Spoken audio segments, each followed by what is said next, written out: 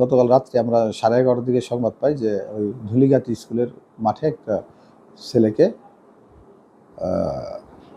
গুরুতর জখম অবস্থায় মাইরা ফেলে রাখছে। পরে আমরা খবর পাই, ওখানে যাই, দেখি যে তাকে সে ওখানে পড়ে রয়েছে, অনেক রক্তাক্ত অবস্থায়, রক্তক্ষরণ দিচ্ছে।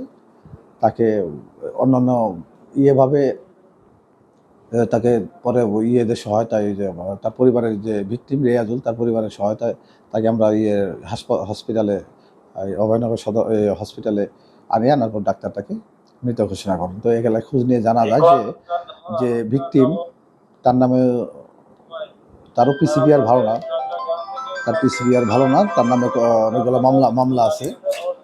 এলাকার লোকজন ক্ষুব্ধ হয়ে তাকে গতকাল রাত্রে ইয়ে করে, মানে গুরুতর ভাবে মারছে, এই কারণে সে মারা গেছে।